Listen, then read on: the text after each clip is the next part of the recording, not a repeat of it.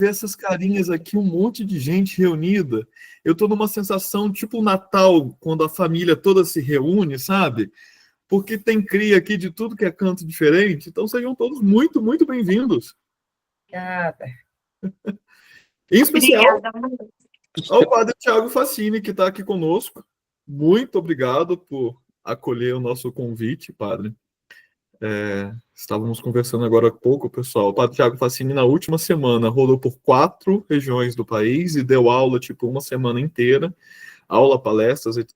O pessoal da FASMA, que tiver aí, deve ter encontrado com o padre Tiago pelos corredores da FASMA na semana passada. E muito gentilmente ainda está aqui conosco. Então, padre Tiago, muito obrigado pela sua acolhida e estar aqui com essa galerinha. Muito bem, boa noite a todos.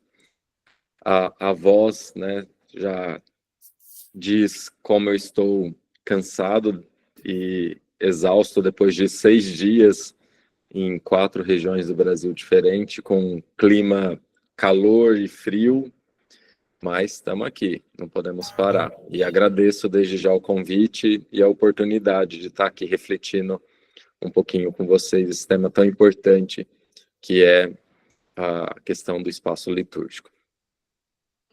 Muito bem, pessoal. Acho que dispensa apresentações, mas para o Tiago Fassini foi o último assessor antes da Raquel, que assumiu agora, assessor da CNBB para espaço litúrgico. E uma coisa que eu sempre admirei muito e que eu costumo sempre falar em sala de aula é que a arquitetura sacra é catequese, fazer arquitetura é ser catequista. E eu acho muito interessante que o padre Tiago Fassini acumula essas duas funções, né? Assessor por muito tempo de espaço litúrgico e com um papel fundamental na igreja do Brasil hoje, falando e pensando sobre a catequese, a nossa iniciação cristã, com diversos livros, e aí vale aí um Google geral para todos os livros que o padre... São quantos livros já, padre Tiago Fassini? Só 28. São 28 livros de autoria sozinho, com parcerias, inclusive o último livro, que, se não me engano, foi o último livro lançado, é esse livro aqui, que é tipo Preciosidade. Falei dele, inclusive, nas últimas aulas da FASMA. Eu vou aproveitar para até abrir o meu, porque o meu eu ganhei, então estou fazendo essa publi aqui, porque eu ganhei meu livro, viu? Estávamos juntos na FASMA esses dias, aí eu falei, e aí, o meu vai ser presente, né? Ele vai sim. Eu falei, muito bem. Então, vou aproveitar para abrir aqui, que é um livro que está muito, muito interessante, porque ele está, inclusive, setorizado por cores, né? A gente tem a organização dele toda certinha, onde está citando para cada uma das coisas, enfim. E esse livro aqui tem um peso danado, porque junto do padre Tiago Fassini, que já seria suficiente para fazer um livro incrível, tem mais uma galera, né? Então é o padre Tiago Fassini, o padre Rodrigo Arnoso, o Frei Felipe e o Dom Jerônimo. 4 professores que admiro muito, inclusive. Então, assim, quem não tem ainda, vale muito a pena adquirir. Deixa eu aceitar mais uma galera que está chegando aqui. E vale lembrar que esse primeiro encontrão, eu comentei com vocês que eu tenho uma sensação de ser uma coisa meio natalina, de reunir todo mundo em volta de uma mesma mesa, porque aqui temos a galera das primeiras turmas do curso online, onde, quando eu ainda não dava aula na FASMA, mas fazia o curso online, inclusive pelo ITESP, que, se não me engano, o padre Rodrigo Arnoso está como diretor do ITESP, padre Tiago?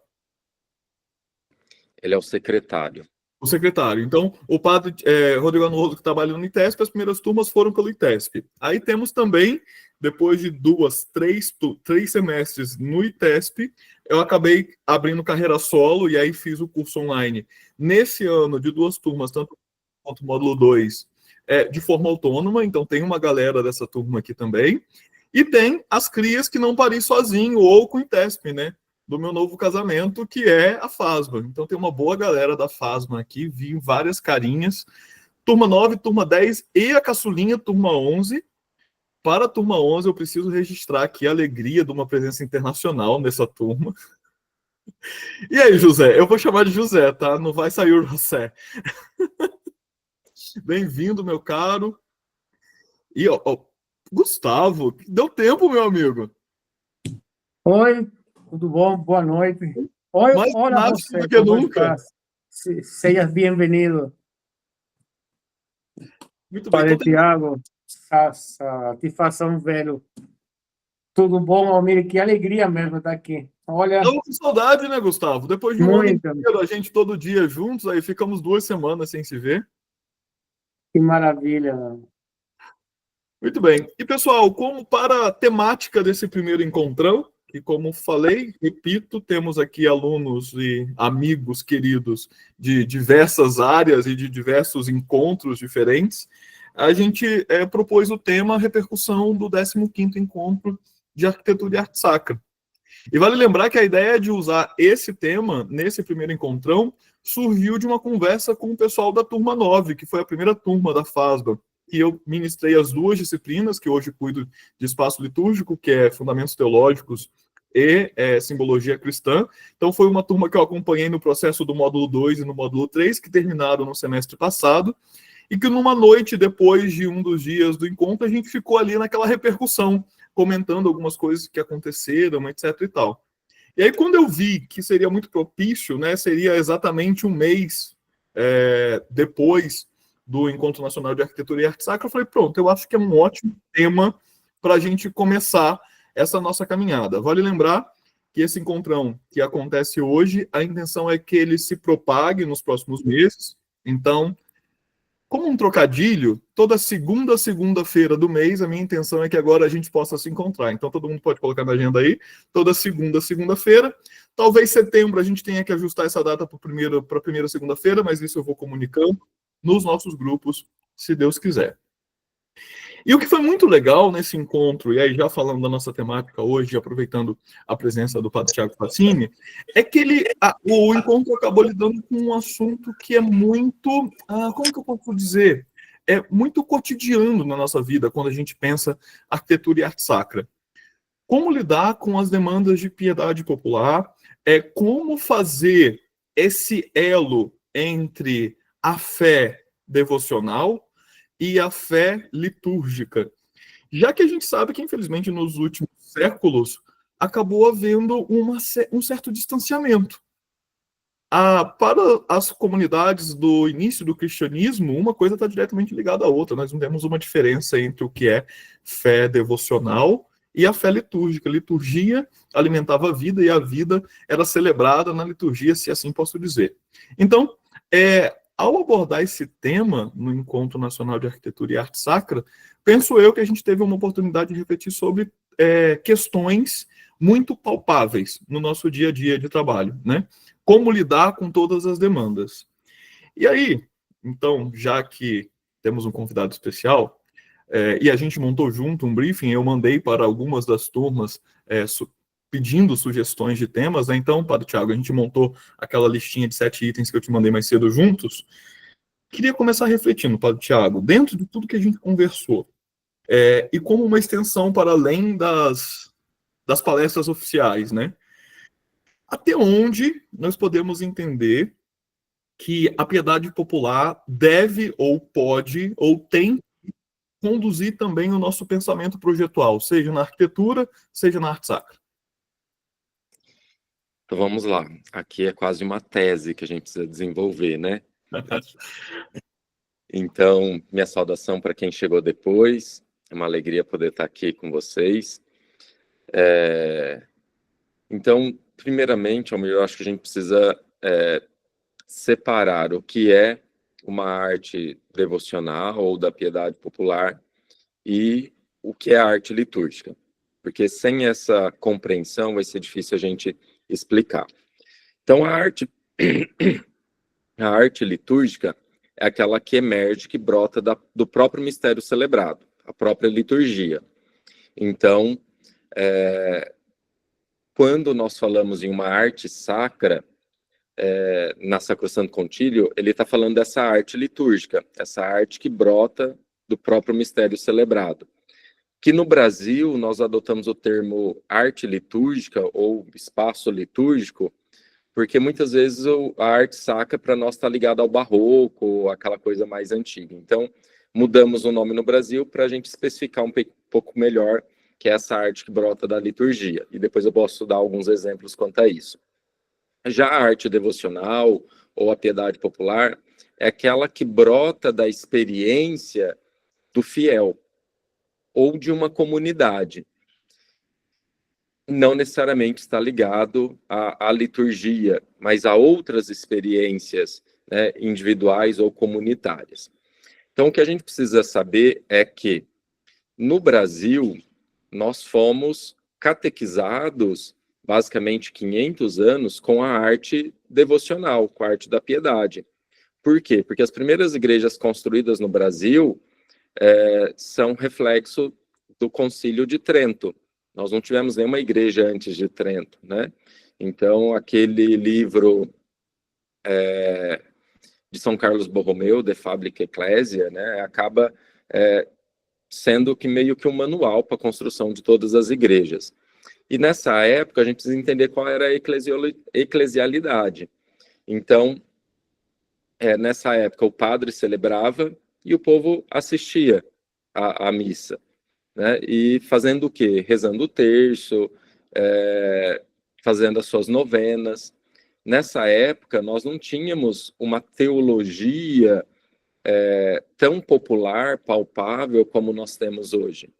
Então, a maioria das igrejas, elas nascem a partir da devoção, da piedade. Então, você tem aí as diversas confrarias, as congregações que divulgam seus santos, né? Então, tanto é que você tem as igrejas das ordens, ordem terceira, ordem daquilo. Então, se a gente vai, por exemplo, São João del Rei, você tem uma igreja do lado da outra, né? Mas aí são para santos específicos, tal. Então, nós crescemos com esse tipo de igreja. Então, isso está no nosso inconsciente, né? Então, quando a gente pensa em igreja, a gente pensa nessa igreja moldada pelo Concílio de Trento e estritamente devocional.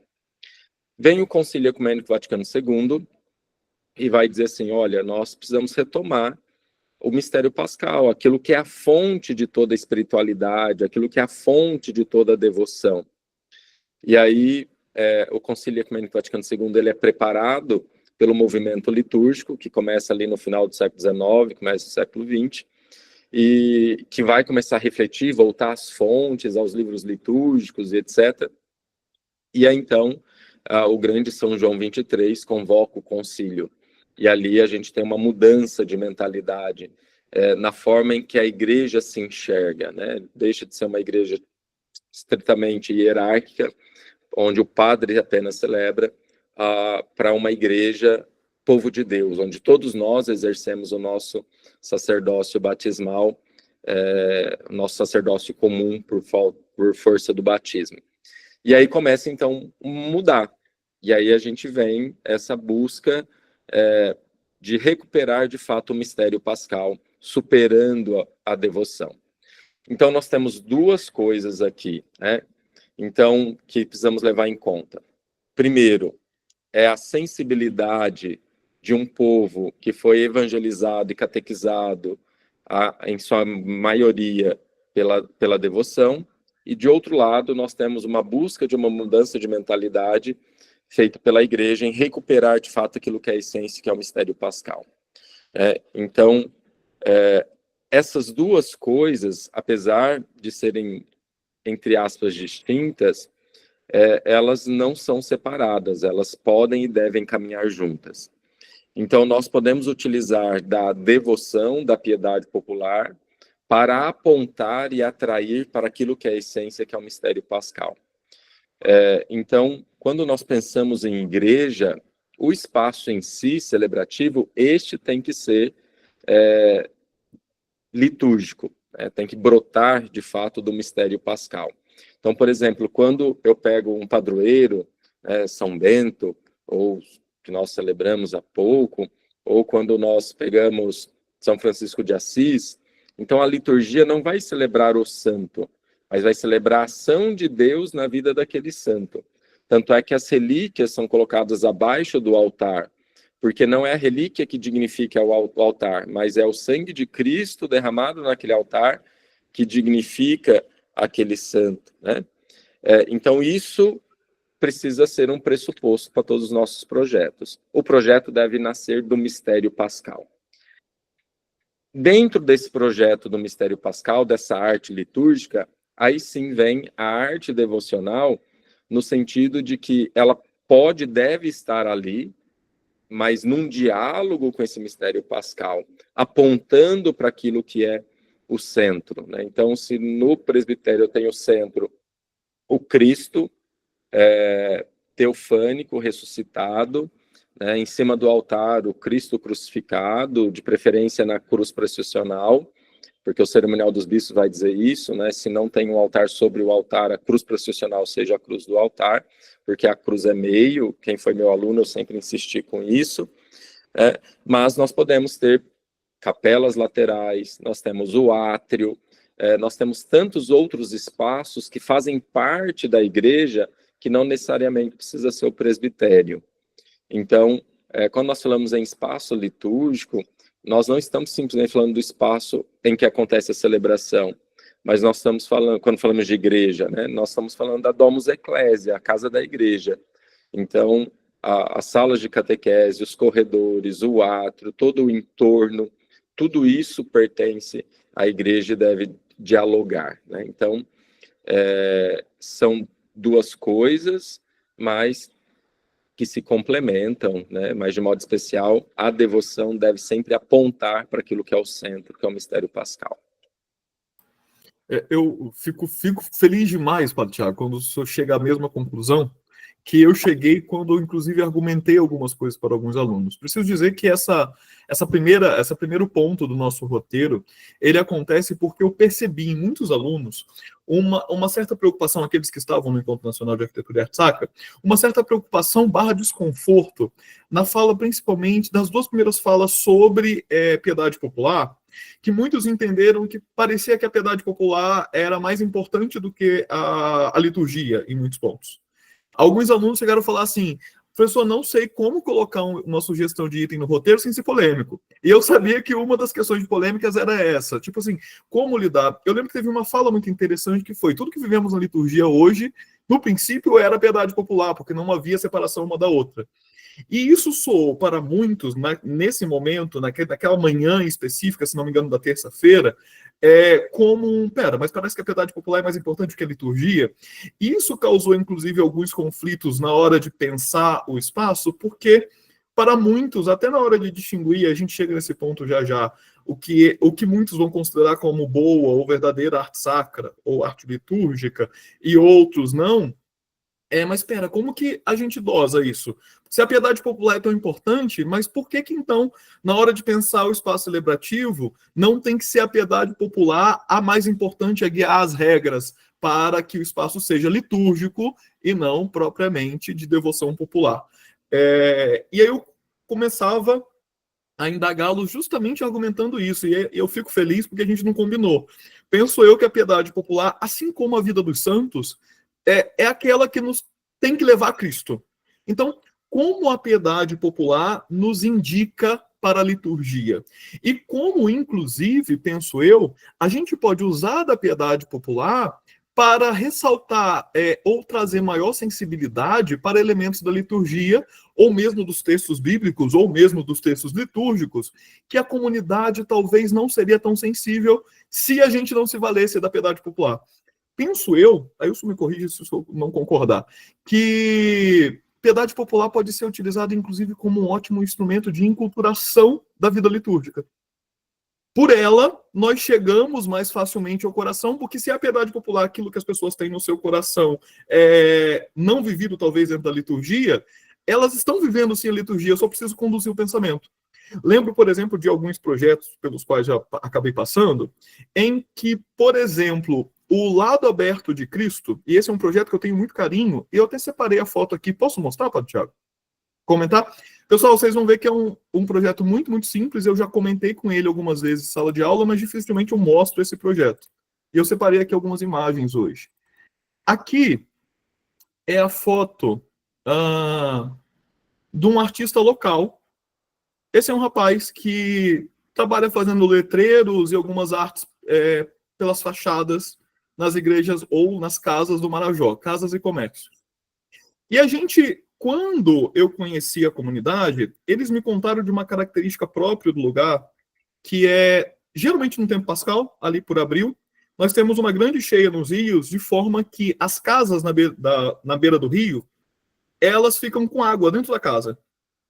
E aí, quando eles falaram que isso acontecia pela Páscoa, me veio uma sacada de pensar assim, pera, eu posso dizer que da mesma forma que essas casas são inundadas pela água do rio, nossa vida está fecunda, imersa na água que jorra do lado aberto do Senhor.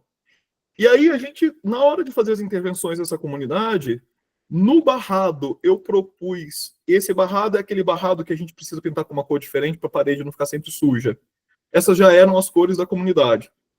A gente propôs que do lado do Senhor jorrasse como um rio, que fosse inundar toda a igreja, e todo o barrado faz esse movimento de água que inunda a igreja. E aqui a gente ainda acrescentou alguns elementos para que o Cristo crucificado e morto parando na Sexta-feira da Paixão não fosse a única iconografia. Propusemos que fosse feito lá em cima um cordeiro, para lembrar o cordeiro vitorioso do Apocalipse, e aqui a mão do Pai. E aqui vocês veem que é uma foto de quando a gente estava começando a limpar a igreja para poder retomar as atividades dentro dela. E foi muito interessante que no dia que a gente reabriu a igreja depois dessa pintura feita, um detalhe, o cordeiro está dentro de um círculo, e esse círculo ganha uma extensão aqui nos nichos da imagem de Nossa Senhora de Fátima e do padroeiro São Miguel, para lembrar que os santos também são iluminados pelo cordeiro. E aí foi muito interessante que no dia que a gente fez essa intervenção, ou terminou essa intervenção e abriu a igreja para pintar, uma senhorinha parou na porta da igreja e falou assim, você fez a nossa vida. É a água, é o sol, e qualquer marajoara que vai chegar aqui vai entender o que você quer dizer. O cordeiro nos ilumina e nós somos banhados do lado aberto de Cristo. Era uma senhora que chegou e na hora, sem nenhuma explicação, ela fez essa interpretação.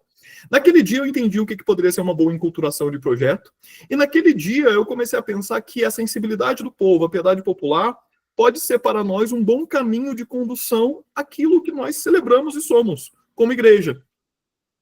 Lembro também de um projeto que eu cheguei a mostrar para a turma, não lembro se para a turma 10 ou 11, na semana passada na FASMA, em que, aqui em Caraguatatuba, litoral de São Paulo, nós tínhamos um sacrário em formato de barco.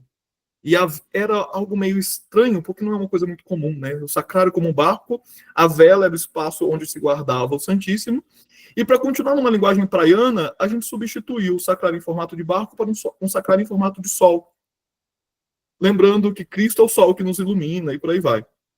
Então, quando a gente tem penso eu, essa sensibilidade para entender o que as pessoas têm como sua piedade e usar dessa piedade para conduzir para uma maior sensibilidade de compreensão no projeto, a gente tem a chave, primeiro, de conquistar as pessoas e, segundo, de fazer uma arquitetura que é aquela arquitetura que as pessoas vão olhar para ela e vão ser sensíveis à arquitetura e arte, né? Ser sensíveis ao que a gente está propondo naquele espaço. De forma que a piedade popular nos conduz para a liturgia e para as Sagradas Escrituras, porque a liturgia vai estar sempre, inclusive, em diálogo com as Sagradas Escrituras. Concorda, Padre Tiago, dessa ligação, inclusive, de pegar esse gancho de piedade popular, inclusive, como um bom mecanismo, uma boa tática de enculturação? Como que eu trago as verdades que são nossas, próprias da vida cristã, para que aquelas pessoas possam compreender dentro daquela realidade cultural? Acho que aqui uma coisa interessante que a gente precisa, eu disse, mas talvez reforçar, é que a fonte é o mistério pascal, inclusive para a piedade popular, né? Não existe a piedade popular sem a essência, que é o mistério da paixão, morte e ressurreição do Senhor. Só que a piedade popular ela vai numa linguagem muito própria, né? E aí que se confunde então com essa enculturação. Então, muito daquilo que você mostrou não é, na verdade, uma piedade popular, né? Você partiu de uma realidade do povo que vai além da piedade popular, que vai além da forma com que aquele povo reza. Que a piedade popular é a forma que aquele povo reza, é a forma que aquele povo expressa sua fé, se relaciona com Deus. Mas é claro que isso está muito ligado também à sua realidade. Então, essa realidade do rio que enche, e etc., o seu dia a dia, né? Então, a gente tem aqui, então, aquilo que é o centro, que é o mistério pascal, né? Abaixo disso, como o povo entende isso e como isso chega a partir da sua realidade, da sua vida, né? Então, a gente tem enculturação e nós temos aqui a piedade popular. Sem dúvida, ambas as realidades, né, estão muito presentes, muito conexas, e dificilmente a gente consegue ver separado. Agora, uma das coisas que falou muito no encontro é que quando a piedade popular ela vai simplesmente nascendo sem ter a origem, a fonte, que é o mistério pascal, muitas vezes ela pode ser deturpada, né? E aí por isso que eu lembro que o Frei Sidney ou o Padre Danilo, não me lembro, dizia que a gente precisa purificar. Então não é porque tudo está ali, é piedade, é a história do povo, que está correto. Não, a gente precisa purificar. Por exemplo, vamos pegar a questão do próprio santuário de Trindade, né? Do ponto de vista da teologia litúrgica, aquilo é um problema, né? Mas aquilo brota dentro de uma realidade concreta. Ok, está dentro de uma realidade. O problema foi quando a gente pegou aquilo que era parte de um povo, de uma região, e, através das redes sociais, etc., jogou isso para o Brasil todo. Né? Para um povo, por exemplo, eu que estou aqui em São Paulo, que não conheço aquela realidade, que não conheço a devoção daquele povo. Né? E aí a gente tira de contexto aquela realidade, aí vai se tornando um problema. Né? Mas a igreja, muitas vezes, acaba admitindo algumas coisas, né, para dizer assim, o prejuízo vai ser menor manter do que simplesmente dizer não, não pode, né? Mas, claro, eu lembro que eu já fui várias vezes dar formação para o pessoal que trabalha na TV, então eles têm essa preocupação na hora que está transmitindo a missa, o que mostrar, quais imagens mostrar, porque eles querem ser também catequéticos, eles querem, né, corrigir, apesar de ser, entre aspas, uma devoção um pouco complicada de se explicar,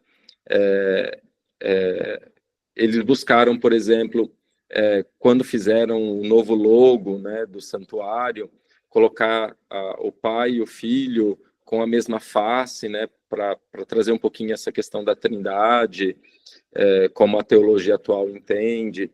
Então, a gente precisa dessa purificação, mas lembrando sempre que a piedade precisa ser iluminada, né, pelo mistério pascal, porque ele é a fonte e o ápice.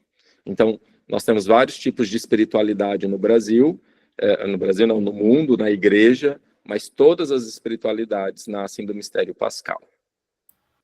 Essa questão de purificação, eu lembro que o Dom Hernaldo falou já na primeira fala, né? Na fala de abertura, ele fez questão de frisar essa questão. Sim, Gustavo? O padre Tiago fala de purificar. Sim, precisa ter uma. Eu penso, eu vejo que como artista, como arquiteto, a gente tem, como sacerdote, o dever de ter uma educação visual. Porque muitas vezes eu vejo arte que são chamadas de sacra só porque utilizam um tema que é religioso. Então, tá. O padre falou que a arte sacra ela vai ou brota da liturgia. E a arte devocional deveria ser um caminho para que o povo vá até o mistério.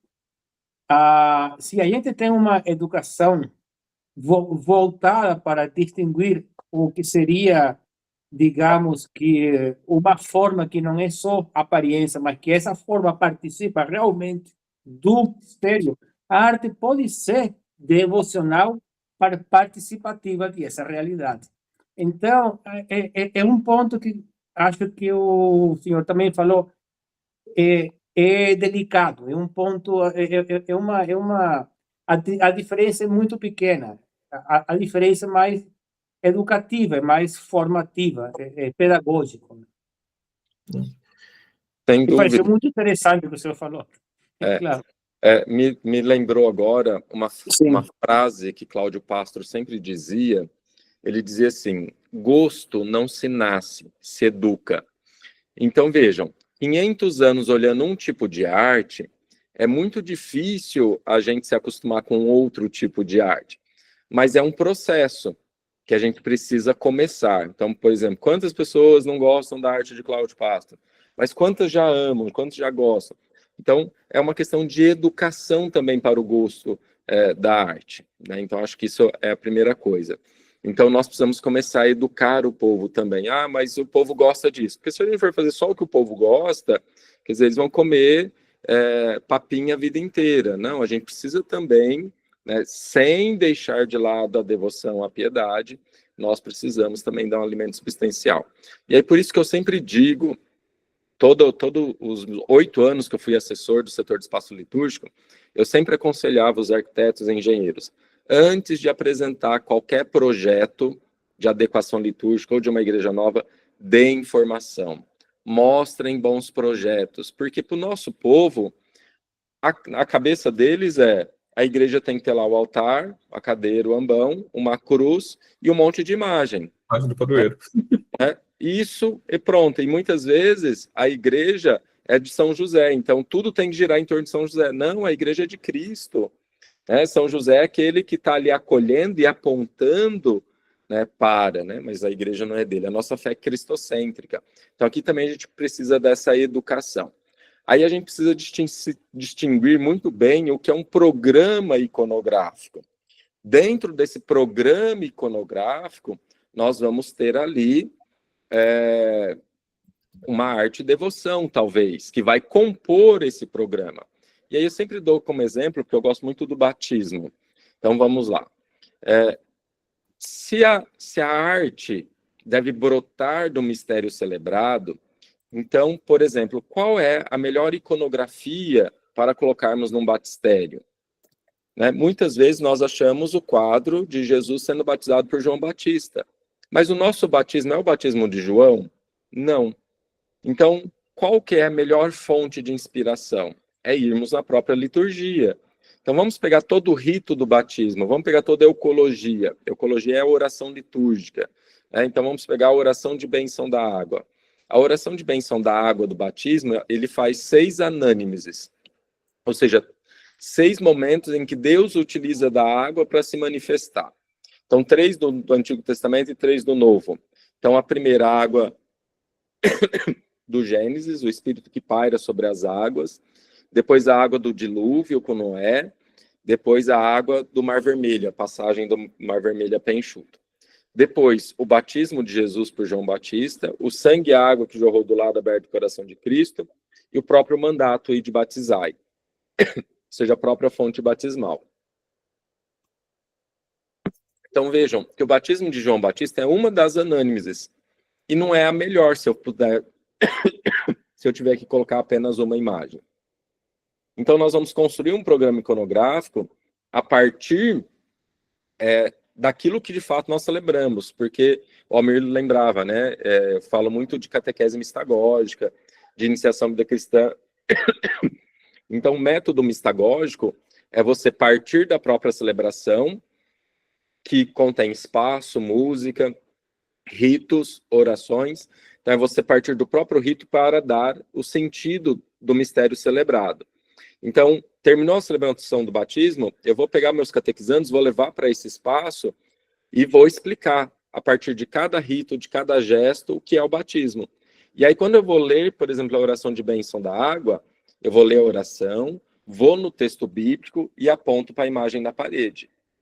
Agora, por exemplo, nós temos o costume de fazer a consagração a Nossa Senhora no batismo, que o ritual chama de apresentação, né, a Nossa Senhora, confiar aquela criança a Nossa Senhora. Então, por exemplo, dentro desse espaço, eu posso ter uma imagem de Nossa Senhora.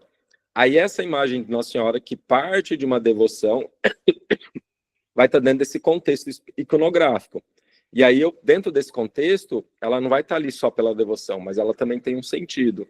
Ou seja, o mesmo Espírito que fecundou a água do Gênesis, é o mesmo Espírito que fecunda o seio de Maria, e é o mesmo Espírito que fecunda a fonte batismal, porque se a igreja é a esposa de Cristo,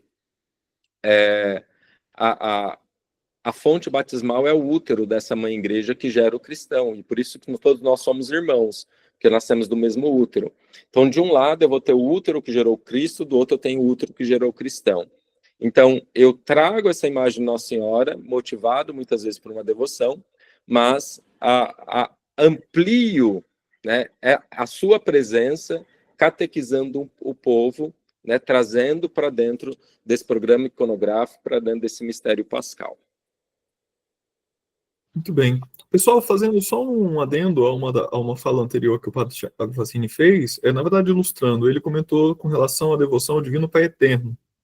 Para aqueles que não conhecem, a devoção do Divino Pai Eterno é algo próprio do nosso Centro-Oeste, né, muito forte no nosso Centro-Oeste, e a imagem de origem nessa devoção é essa imagem aqui, que muitos vão olhar para ela e vão falar, a imagem do Divino Pai Eterno.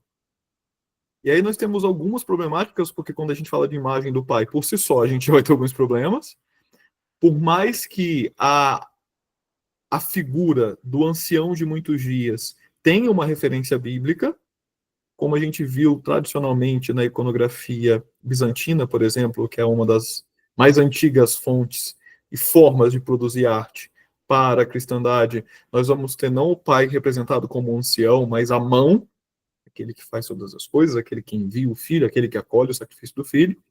E aqui ainda a gente tem uma questão que a imagem do Divino Pai Eterno, na verdade, é uma imagem da Santíssima Trindade, Pai, Filho e Espírito Santo, coroando a Santíssima Virgem Maria, que não faz parte da Trindade. Não é Deus. Então, quando a gente olha essa imagem e chama ela de Divino Pai Eterno, a gente tem uma problemática da imagem, que a imagem apresentada não revela o que o seu nome. E aí, nesse caso, na piedade popular, anuncia o Divino Pai Eterno. Ela é uma representação da coroação de Nossa Senhora como Rainha do Céu e da Terra, que é um dos mistérios do texto, inclusive, mas que não condiz com o nome. Então, a gente já tem essa problemática aí por si só. E aí, claro, o padre chegou a comentar com relação a logo, eu tentei encontrar aqui, mas não achei, depois eu vou tentar ver se eu encontro, e qualquer coisa eu mando nos grupos, ou vale a pesquisa aí como extensão, né? Inclusive o Santuário do Divino Pai Eterno, que foi a grande visita, né, que foi feita durante o Encontro Nacional de Arquitetura e Arte Sacra desse ano. E aí, assim, claro que quando a gente tem essa imagem chamada de Divino Pai Eterno, a gente encara esse título para a imagem em caráter devocional. E aí o Padre Thiago fala, como hoje eu tenho uma televisão que vai propagar essa fé, para todo o Brasil, essa é a imagem do Divino Pai Eterno. E aí a gente tem uma problemática a se gerar por si só. O Padre Thiago falou, olha, a igreja entende que vamos trabalhar para ver como a gente ameniza, só que é uma devoção já propagada.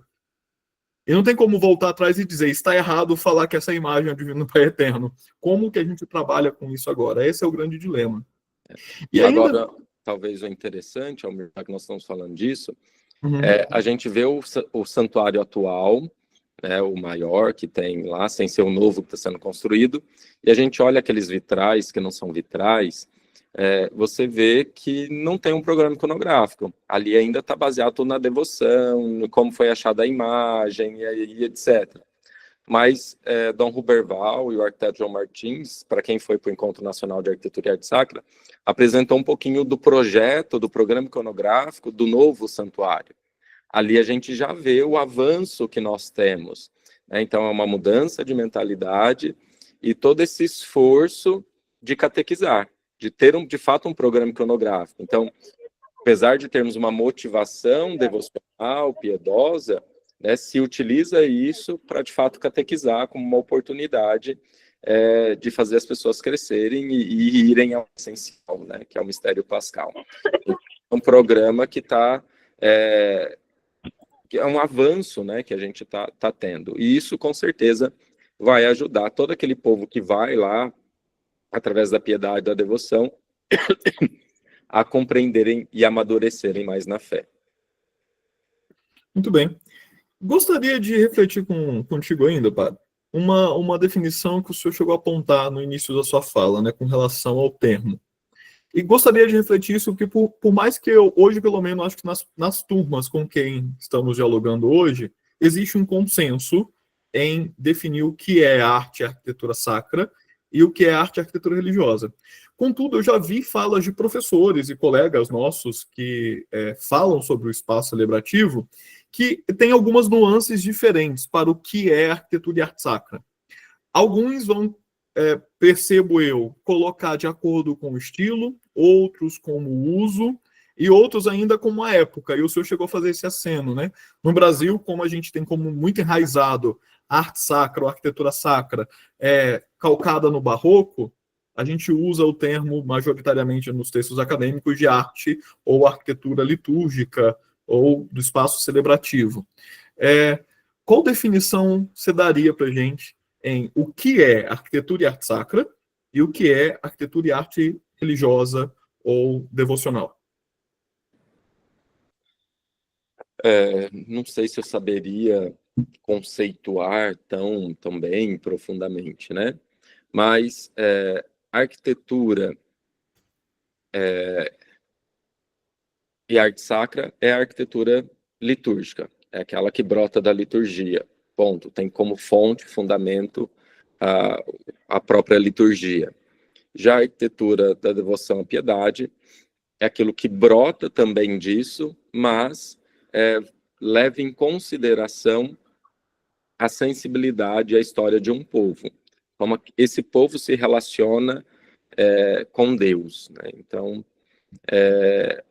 se a arte sacra ela tem uma especificidade e ela tem uma certa exigência, a arte devocional é aquela que não é feita para o espaço celebrativo, ela é feita sobretudo para as casas, sobretudo para pessoas individuais, na maioria das vezes, se relacionarem ali com Deus. Então, para os seus altares nas casas, para outros espaços que não seja o espaço celebrativo. Por definição, eu costumo apresentar para os alunos uma fonte de origem diferente. O senhor coloca a questão de onde a arte nasce, né? Da liturgia, a arte sacra, e fora da liturgia ou da devoção pessoal, do romantismo, do sentimento, da Nossa Senhora que passa na frente e por aí vai, da devoção. Eu tenho receios dessa definição, e aí estou partilhando aqui, te colocando na fogueira ou me colocando, tá? A pessoa aqui hoje tem todo o direito de falar assim para todos os alunos: esse professor de vocês está falando uma coisa errada, e aí a gente vai conversar. Mas eu tenho receios porque, sendo assim, para mim o barroco ainda é arte sacra, porque ele nasce dentro de um contexto litúrgico do barroco. Eu costumo defender a ideia de que a diferença da arquitetura e da arte sacra e da arquitetura e arte religiosa vai estar no seu uso. E quem define o seu uso é aquela igreja particular. Porque eu sempre vou jogar a responsabilidade para os nossos bispos. E uma frase tradicional que já tem figurinha minha sendo propagada por aí não tem uma mitra na minha cabeça.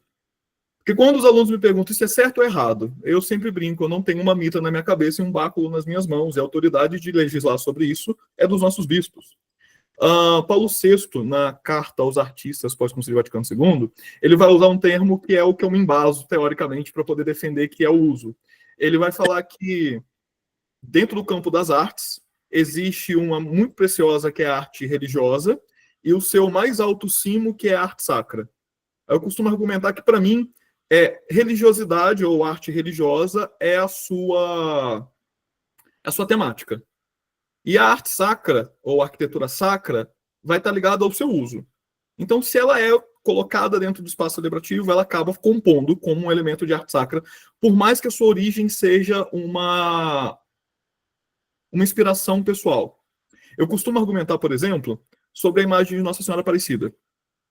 E eu falo: a imagenzinha de Nossa Senhora Aparecida é uma peça de obra artística feita para uma casa, logo, uma arte religiosa, devocional. Ela, em algum momento, se quebrou, alguém jogou no rio, aí a gente conhece toda a história de Nossa Senhora Aparecida. A ela hoje nós temos o maior santuário do mundo, a ela hoje, não a imagem, mas ao culto da Senhora Aparecida hoje, dentro, usando-se daquela imagenzinha, Aparecida das Águas, nós temos uma liturgia celebrada específica, padroeira do Brasil, e por aí vai. Logo, a imagem de Nossa Senhora Aparecida, para nós, se torna um objeto de arte sacra. Essa é a leitura que faço. Completamente equivocada. Mas, enfim. Eu sabia que você ia me dizer isso. Então, vamos lá. Quando você citou o Papa e ele disse a arte sacra é a mais alto cume, ele está se referindo à arte litúrgica, a arte que brota da liturgia. Uhum. Por isso que ela é mais elevada, porque ela brota do mistério pascal, do mistério celebrado. Uhum. Agora, não é porque determinado tipo de arte está dentro do espaço litúrgico que ela é sacra. A arte barroca, ela foi retirada das nossas igrejas porque ela não é arte sacra. E por isso que nós trocamos o nome aqui e colocamos arte litúrgica, realmente para não ter essa confusão, porque a Uhum. arte sacra ficou ligada à arte barroca. Então, Uhum. quando os documentos da igreja vão falar de arte sacra, ele está falando da arte litúrgica, aquela arte que brota da liturgia. Uhum. E aí basta pegarmos, por exemplo, uma igreja barroca e fazermos uma análise da iconografia. Uhum. Na igreja barroca, qual é o centro do espaço celebrativo? É o sacrário, né? O sacrário é o centro do espaço celebrativo. Todo aquele altar-mor é uma grande moldura para o sacrário, né? Então, apesar do sacrário estar no centro, mas quem que sobressai? A imagem devoção. Uhum. E todos os altares laterais que você tem, né? Então, vejam, você tem toda uma arte que pode até contar uma história, remeter ao céu e etc, etc, né? Mas ela sempre vai brotar de uma visão devocional, né, da liturgia, não de fato do mistério pascal, né? Vou continuar sendo provocativo, se eu deixo, apesar de estar com a garganta ruim. Claro.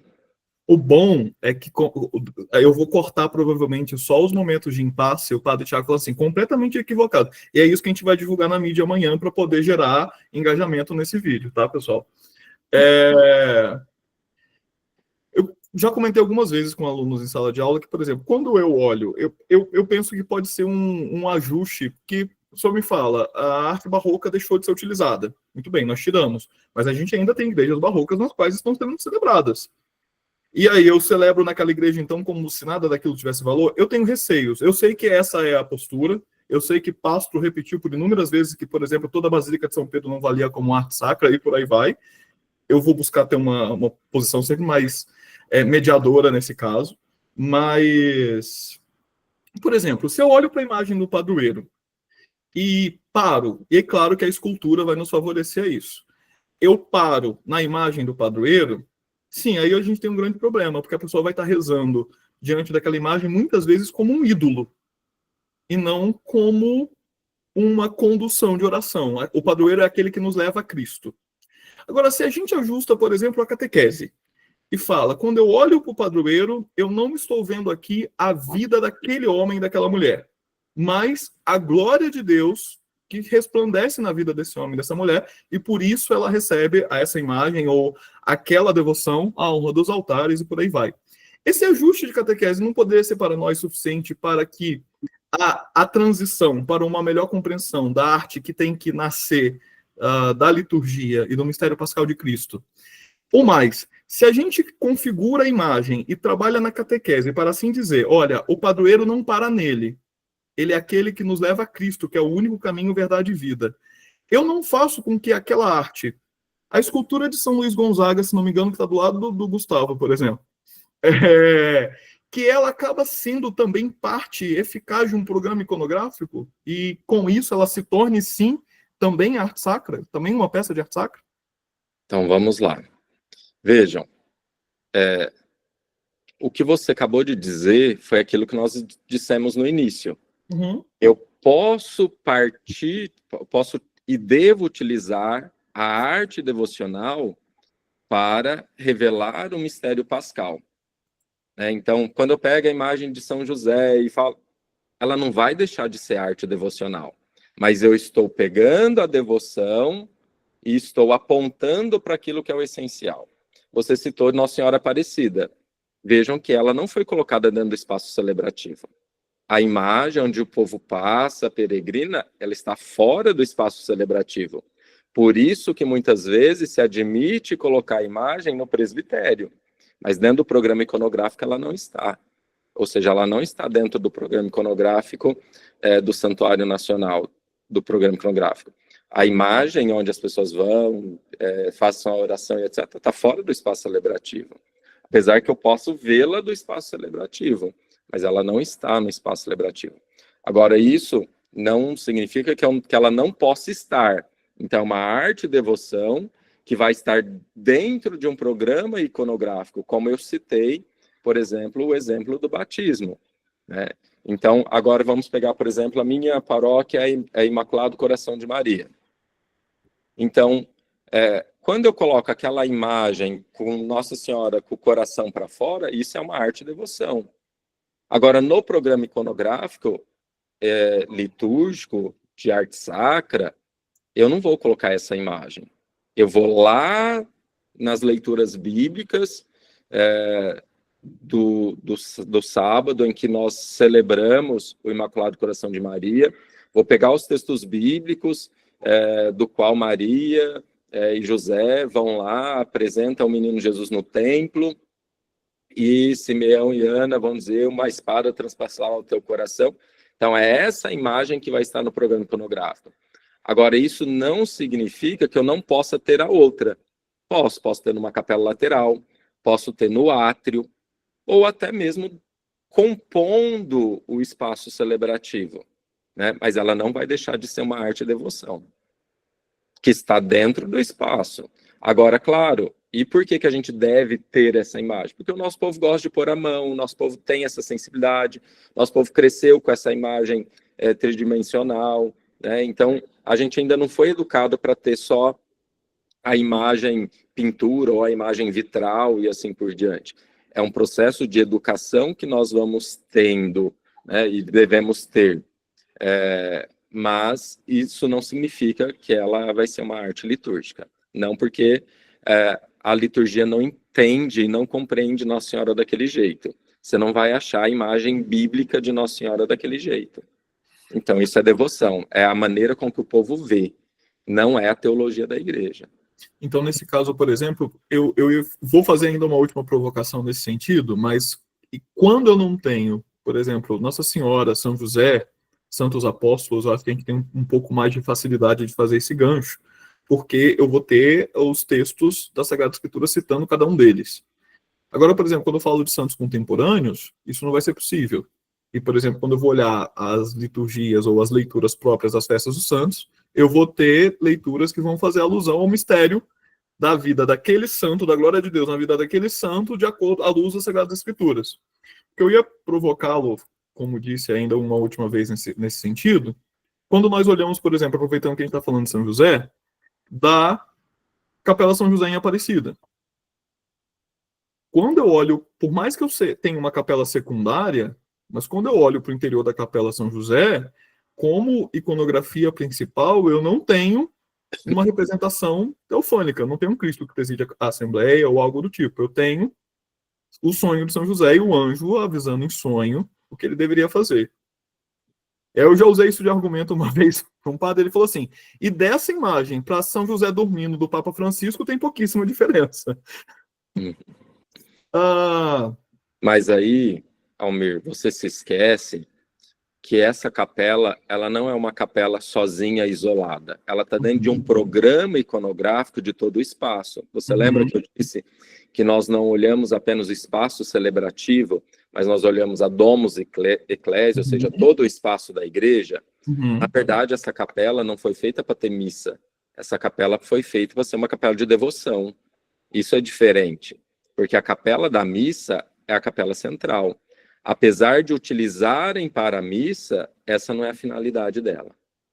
Então, assim como as outras capelas, Capela do Santíssimo e etc., são capelas que foram pensadas para, de fato, isso, para exercer a devoção. Assim como numa igreja eu posso fazer uma gruta, eu posso ir nessa gruta celebrar a missa eventualmente. Assim como ter a Capela do Santíssimo e eventualmente celebrar. Mas ali não é o espaço litúrgico. Aquilo está dentro de um contexto maior, que é toda a igreja. Porque senão eu vou fazer uma outra mini igreja aí dentro. Né? Então a gente precisa olhar qual é a finalidade desse espaço. Que a finalidade primeira não é a Eucaristia, mas é a devoção a São José. Tenho ressalvas com relação à devoção a São José, porque eu acho muito pouco provável que as pessoas devotam a São José vão rezar lá. Eu acho que é mais por uma questão do contexto do programa iconográfico e de uma menção a José dentro do Santuário Nacional. Assim como o senhor falou da questão da Capela do Santíssimo, né? Quantas vezes, inclusive, nós somos pedidos para pensar uma Capela do Santíssimo que possa as missas acontecerem ali dentro dela. E a gente tem que fazer a infraestrutura como uma mini igreja mesmo, né? Por conta dos questão de segurança, e muitas vezes a igreja está fechada e a Capela do Santíssimo é utilizada como um espaço menor, por conta de fluxo de pessoas, aquela missa ferial durante a semana que o fluxo de pessoas realmente é menor, e por aí vai. Vejam, se a gente utiliza mal o espaço, aí não é o problema, né? Então não deveria. Mas vocês têm realidades pastorais diversas, né? Por exemplo, eu tenho Capela do Santíssimo e nunca utilizo para missa. Porque se eu estou com 10, 20 pessoas, eu coloco cadeiras ao redor do altar e eu vou sempre utilizar o espaço central, né? Mas, infelizmente, por motivos N e realidades diferentes, às vezes, ou nem infelizmente, às vezes é necessário utilizar esses outros espaços, que talvez não é o espaço próprio para a celebração. Tá, perfeito. Chegamos a um terceiro ponto do nosso roteiro, com relação ainda aos espaços devocionais, como a Via Sacra, dentro do espaço celebrativo. Fico muito tentado a lhe provocar e falar assim, mas se pode a Capela São José dentro da Santa Nacional, por que que a gente abriu guerra contra a Via Sacra dentro das igrejas? Veja, mas eu não sei se... O que você não... Terceira provocação seguida, eu só vou falar assim, para que eu vim? Esse menino me chamou para quê, cara? Não, eu adoro isso, eu adoro. Né? O que você se esqueceu, que assim como Nossa Senhora está lá atrás, ela está fora do espaço celebrativo, e assim como a Capela de São José é um outro espaço, que não é o espaço celebrativo, né? Assim também é a Via Sacra. Até o Concílio Vaticano II, a Via Sacra era um elemento de sacralização do espaço, que partia da devoção. No pós-Vaticano II, quando a gente redescobre a arte litúrgica ou a arte sacra, nós vamos ver que toda a arte dentro da igreja deve partir do mistério pascal, e que tem uma lógica, uma caminhada, onde na nave a gente coloca imagens narrativas que contam a história da salvação, a cruz é a passagem que está sobre o altar, a ara da cruz, e a parede de fundo revela Jerusalém Celeste, a nossa meta. Isso, ponto. Então, de tal modo que a arte da Via Sacra ela não cabe no espaço celebrativo, assim como o presépio. Então, nós deveríamos tratar a Via Sacra como a gente trata o presépio. Então, quando que eu monto o presépio na igreja? O presépio pertence à liturgia? Não, mas a liturgia ela admite o presépio, uma vez que esse presépio, apesar de ser uma arte de devoção, ele ajuda quem celebra a compreender o mistério que está sendo celebrado.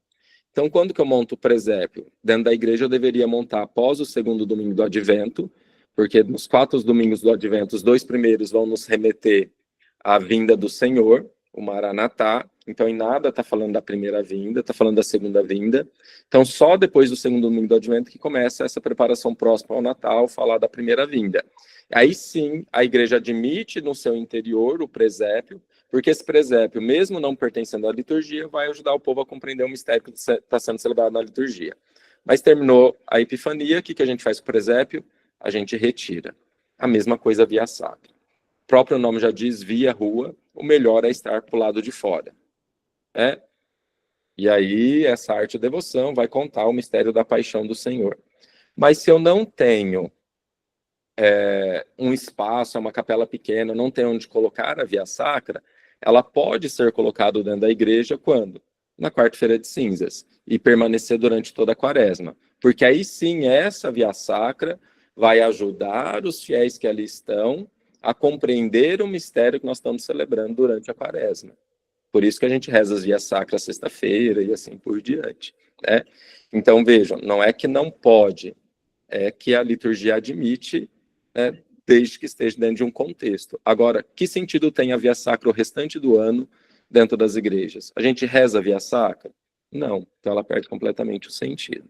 Então, vejam, a Via Sacra, toda a arte devocional piedosa tem que estar dentro do espaço litúrgico, tem que estar dentro de um contexto com o espaço litúrgico, com a liturgia que está sendo celebrada. Senão ela vai ser enfeite.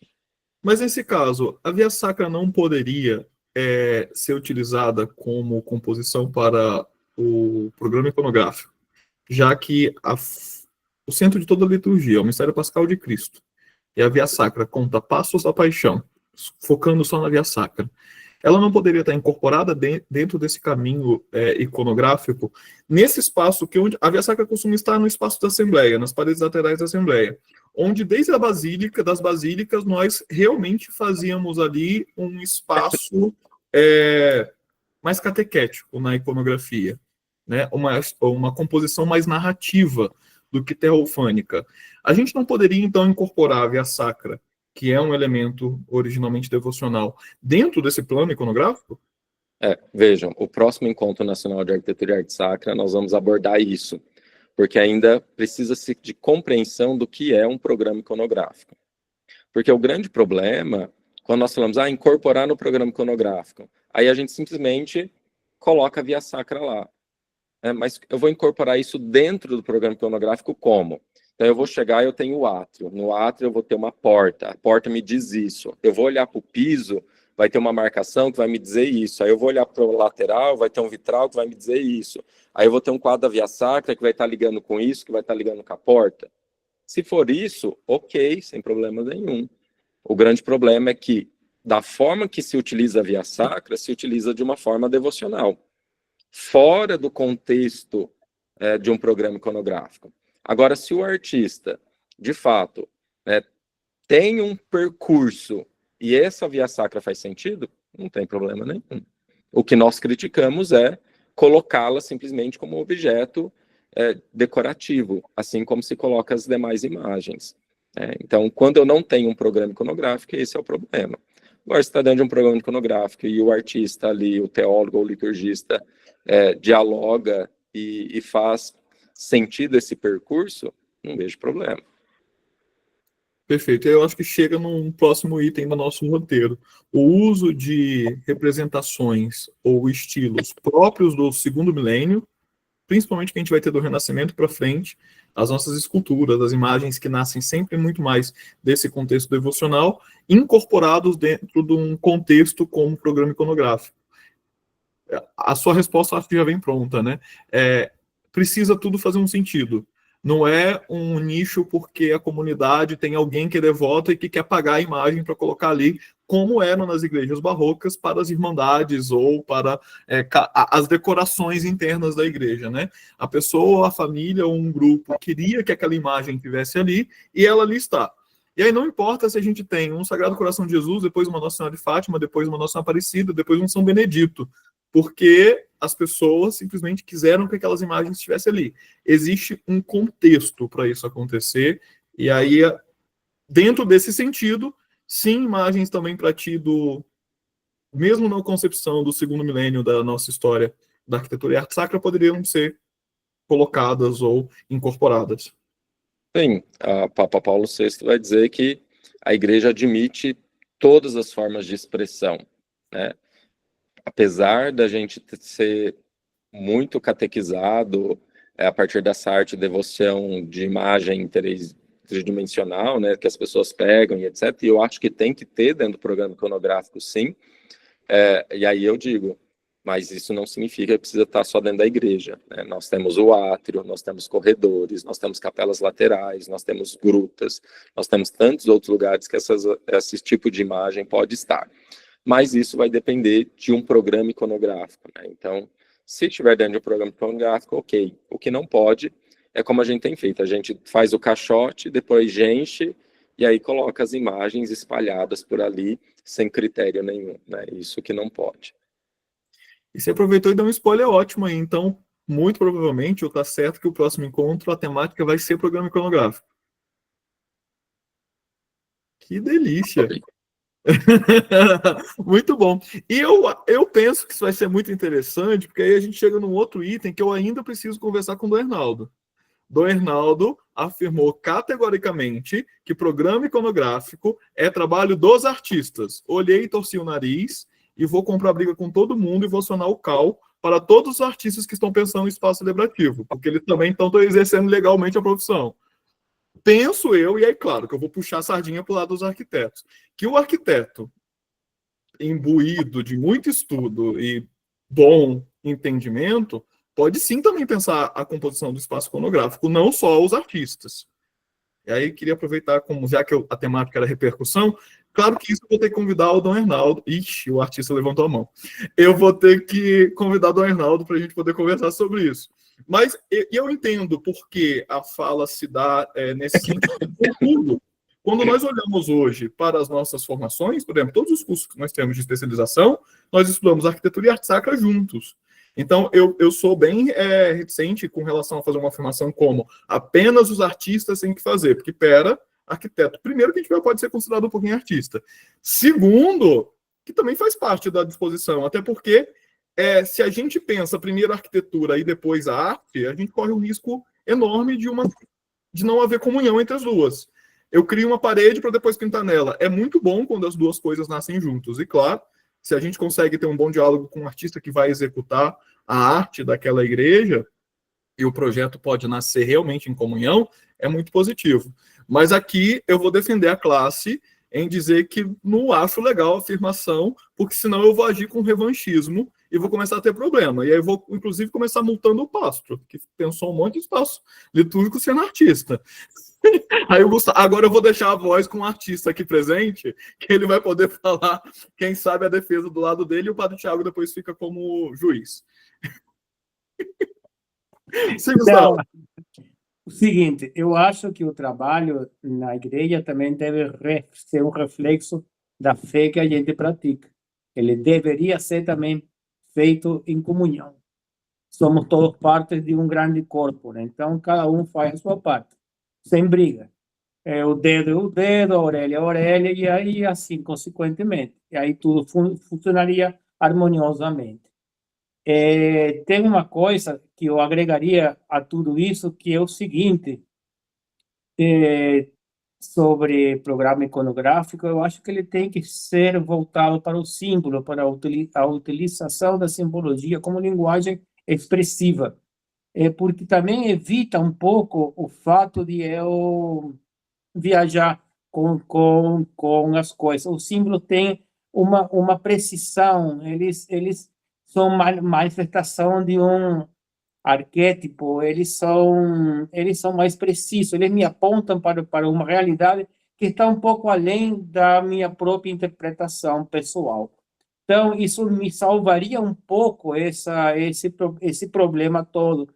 Em certo sentido, o símbolo é aquilo que ele está expressando.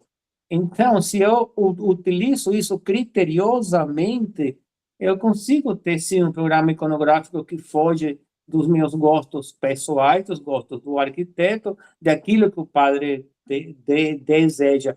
É difícil? Mas a gente está aqui para isso, né?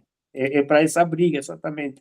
Eu tive uma experiência, eu estou ainda em Minas, no interior, numa cidadezinha microscópica de 2.000 habitantes, e eu tive uma experiência muito linda, porque o trabalho da capela, uma capela rural, e o trabalho foi feito em conjunto.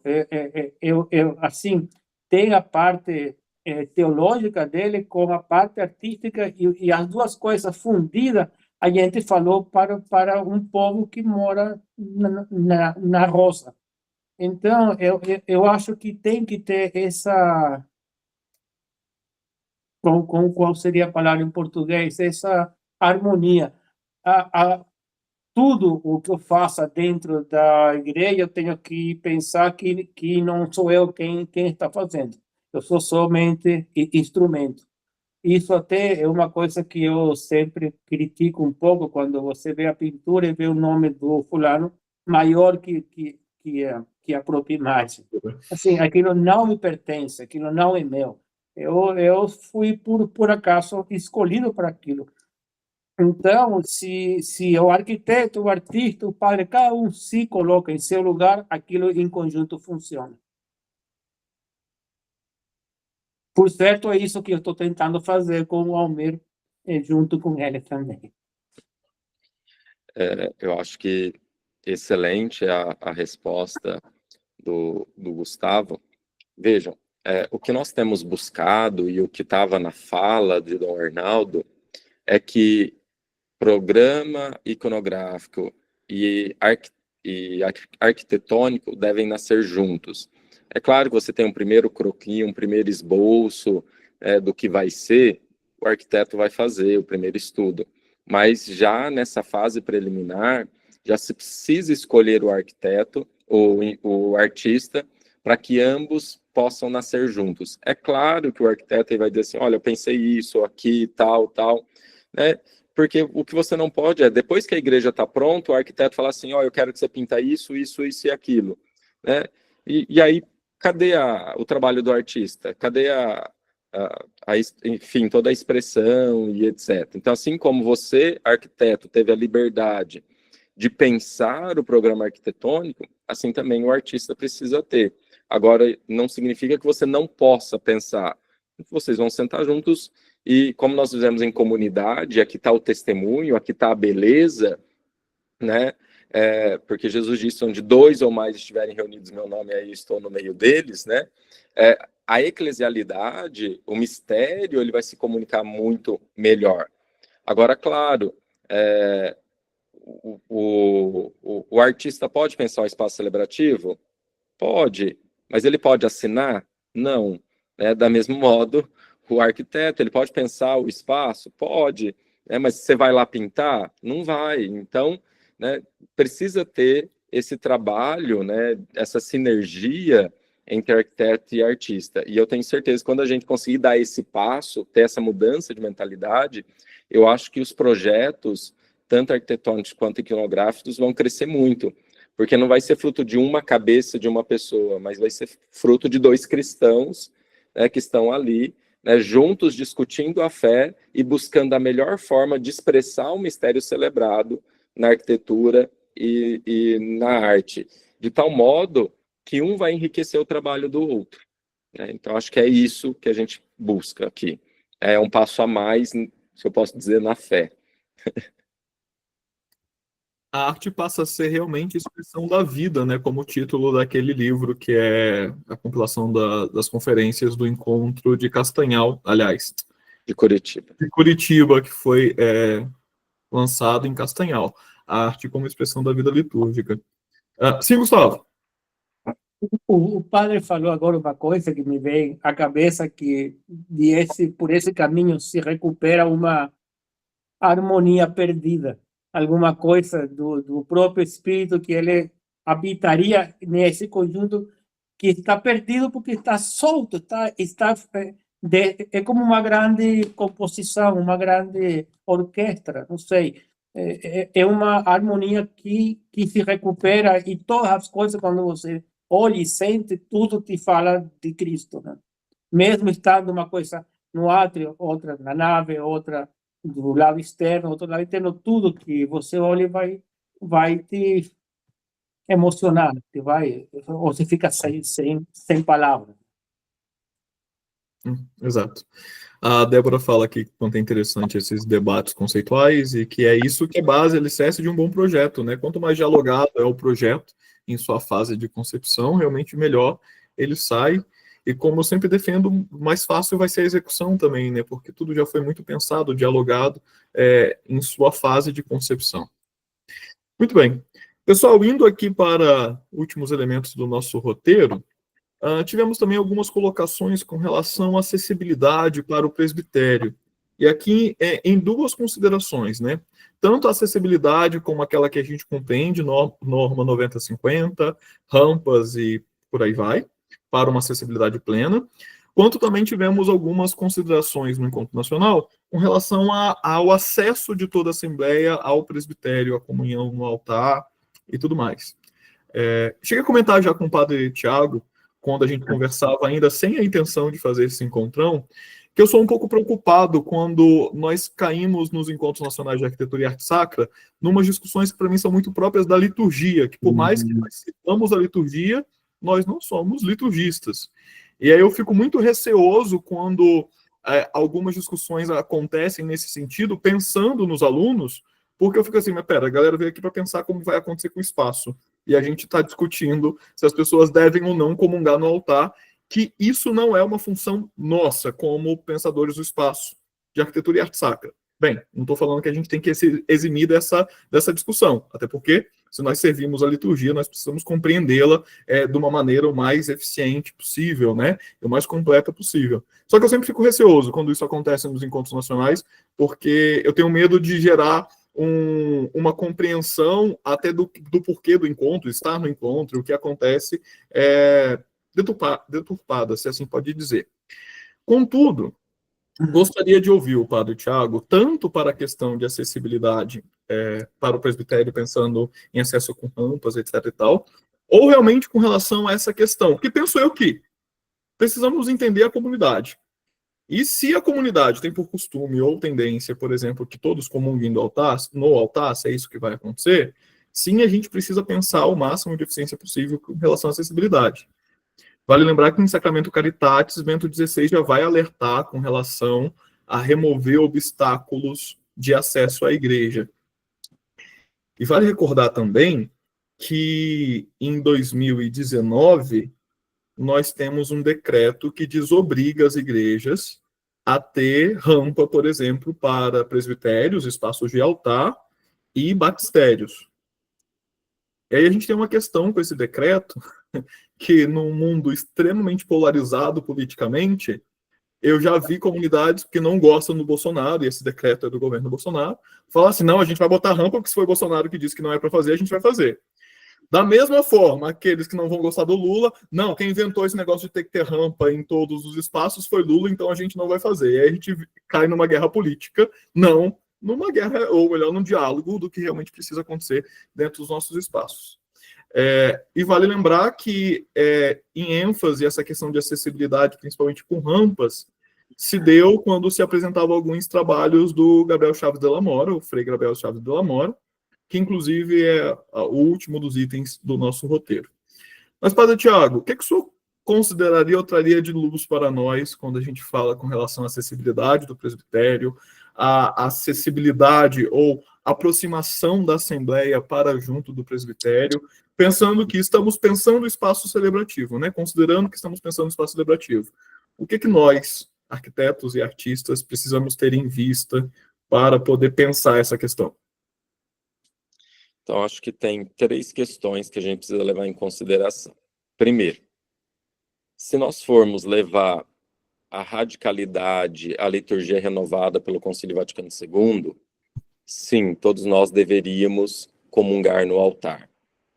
Isso é uma reflexão teológica litúrgica. Por quê? Porque o que era a mesa da comunhão antes do concílio? Era a balaustrada, era a mesinha, era a cerquinha, né? A cerquinha chamada mesa de comunhão. Então, por que aquilo é suprimido? Para dizer assim, a mesa da comunhão não é mais aqui, a mesa da comunhão agora é o altar. Até então, o altar era visto apenas como pedra de sacrifício.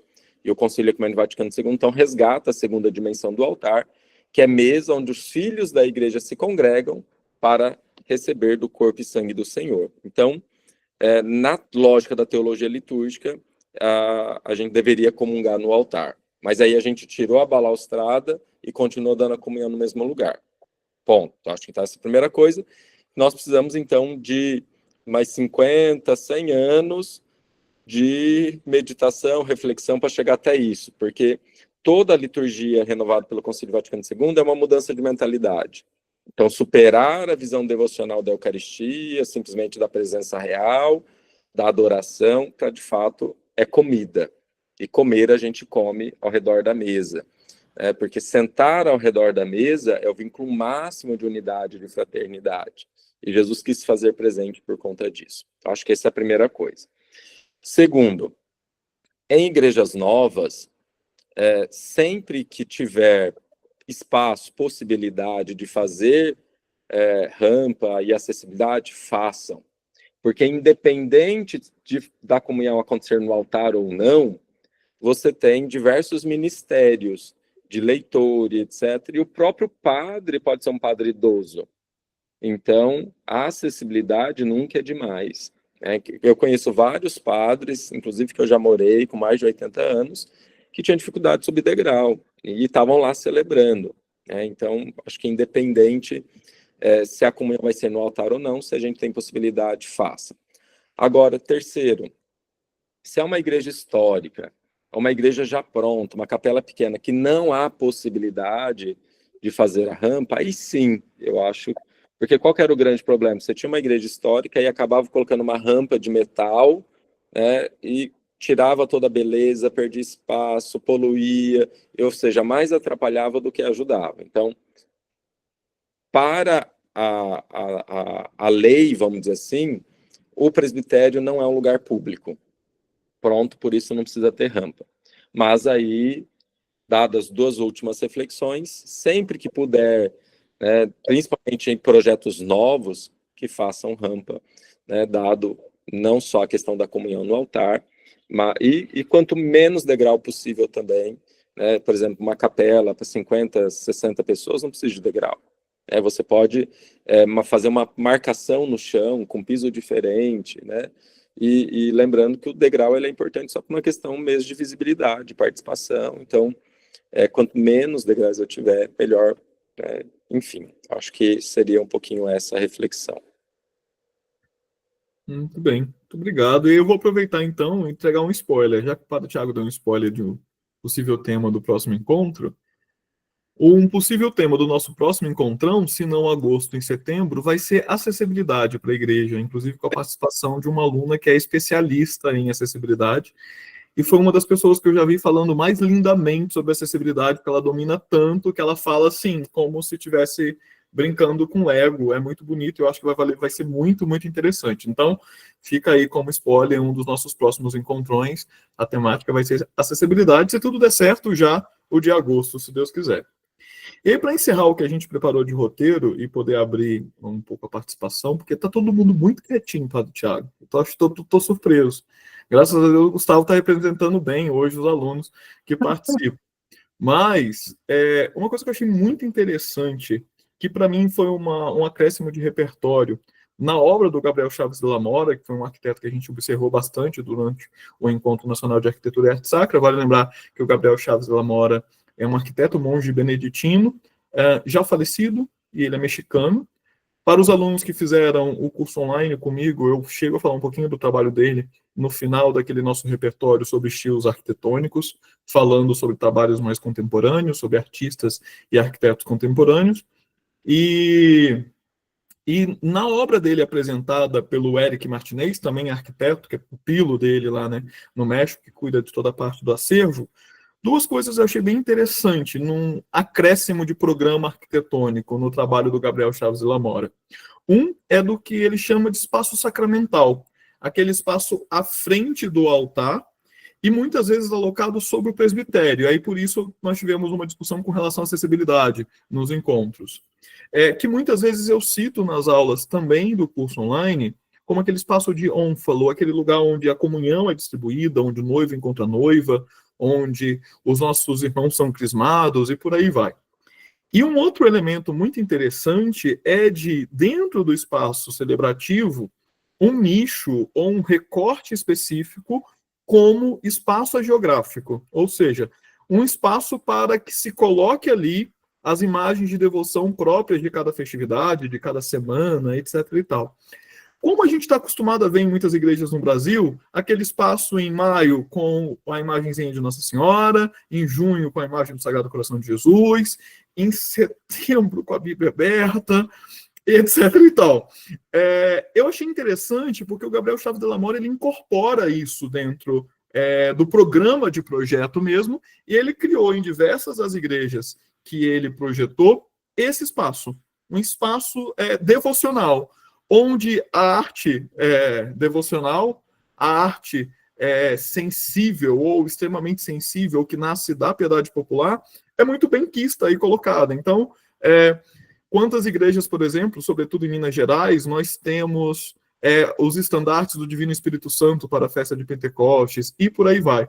Eu achei bem interessante essa questão. Eu confesso que foi aquela tomada de nota, tipo assim, para acrescentar em repertório, em programa, considerar, sobretudo, essa questão, onde eu posso colocar essas imagens de devoção. Porque muitas vezes, um dos elementos que a gente precisa negociar quando a comunidade quer muitas imagens dentro da igreja, e muitas vezes muitas devoções, títulos diferentes a Nossa Senhora ou algo do tipo, a gente sempre negocia em dizer, vamos deixá-las guardadas na sacristia e no dia que for a festa dessa devoção ou algo do tipo, a gente coloca na igreja. Só que esse coloca na igreja sempre fica em aberto. Onde coloca na igreja, né?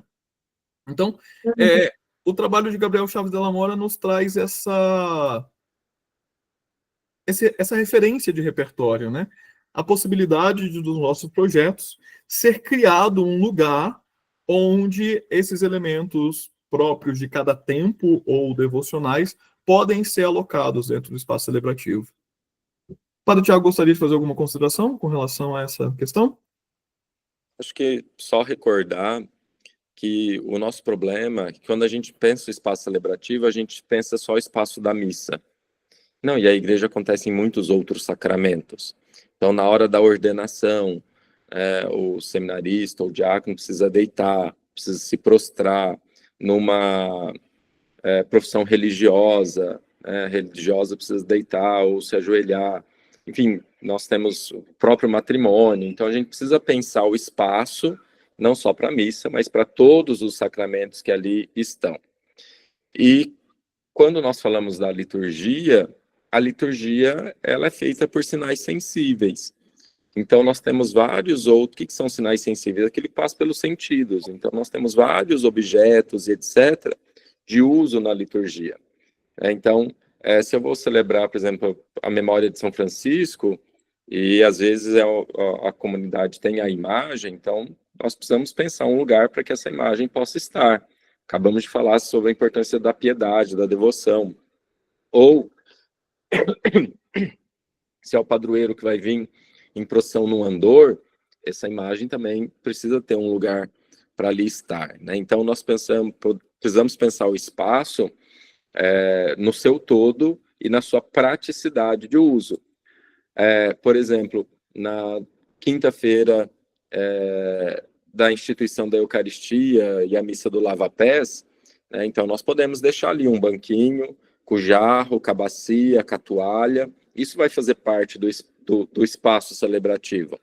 E na hora do lava-pés, o padre vai lá, pega esse jarro, pega essa bacia, lava o pé, depois ele volta esse jarro, essa bacia e deixa lá. Com a toalha que é branca, muitas vezes marrom, porque limpou o pé do povo e assim por diante.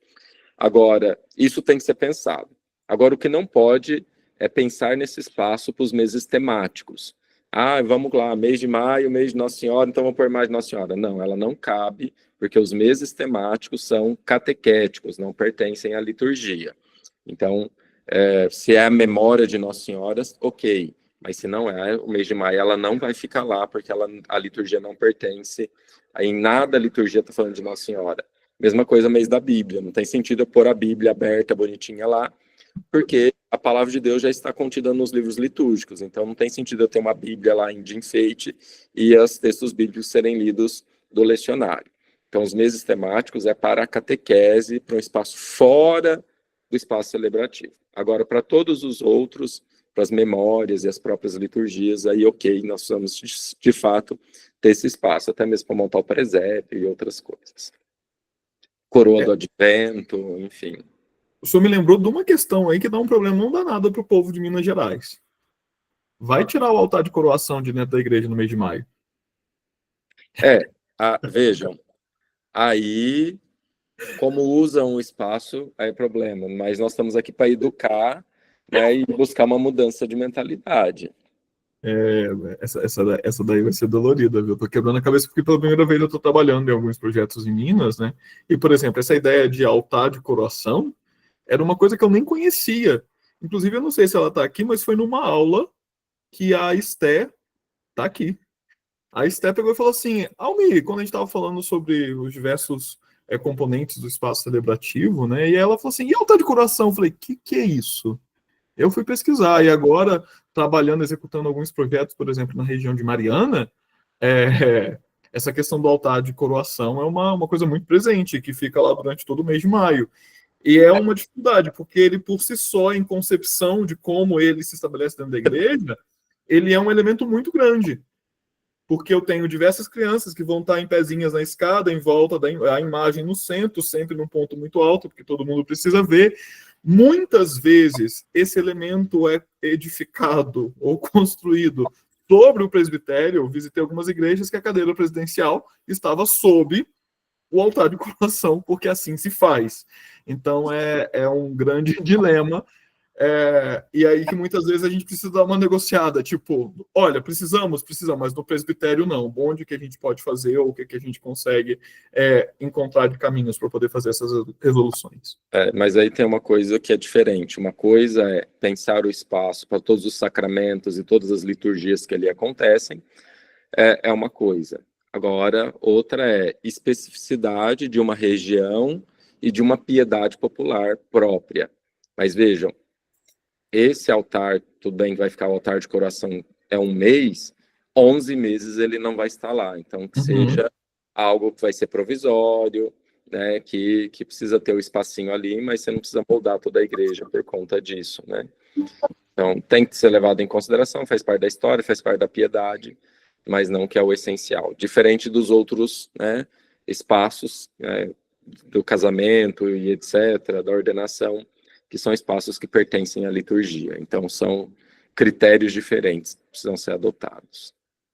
Mas só para a gente recapitular, no trabalho de Gabriel Chaves de la Mora, a gente acaba encontrando os dois. Esse espaço sacramental, que é esse espaço onde se realiza os sacramentos e que ele dá uma ênfase na hora de pensar o espaço, e esses espaços geográficos para a celebração que está acontecendo naquele dia, né? Sim, esse também pertence à liturgia.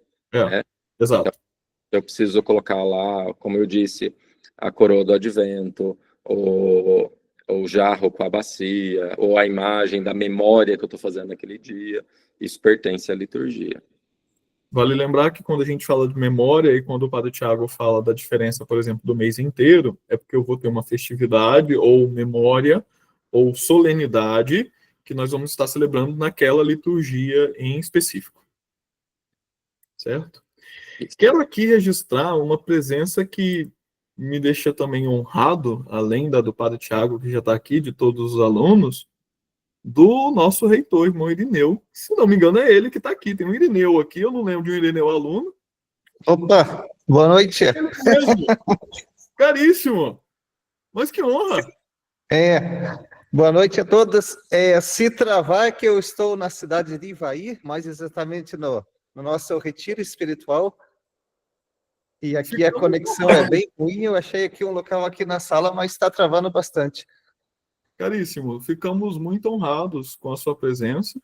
Eu vou até ficar em paz aqui, que quando eu divulguei o encontrão para os alunos e chamei em especial os alunos da FASMA, eu o fiz sem pedir autorização do meu reitor, eu só o fiz. Então, vou entender que sua presença aqui hoje é a validação do que a gente está fazendo. Você está autorizado sempre, você é da casa, você, o Padre Tiago, falo em nome da FASMA também. Ficamos muito honrados, meu caro. Muito obrigado mesmo. Obrigado. Por aqui. E já com saudades, viu? Ok. Janeiro, logo chega janeiro. Logo, se Deus quiser, mais quentinho. Um pouquinho mais. Tudo bem.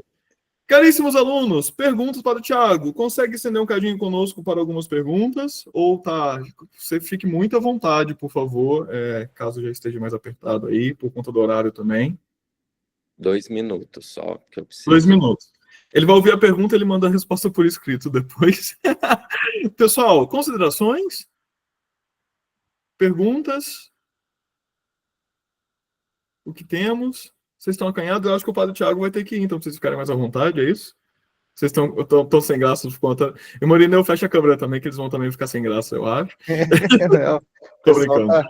Tá meditando, tá pensando. Tá meditando, né? Tá refletindo sobre o que a gente conversou. Nós temos perguntas, pessoal, colaborações, o pessoal que estava lá no Encontro Nacional de Arquitetura e Arte Sacra, que talvez não mandou alguma coisa em específico para o nosso roteiro e que gostaria de conversar. Vou fazer uma consideração, professor. Olá, moça, tudo bem? Tudo bem.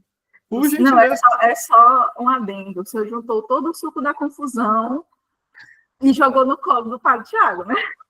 Basicamente.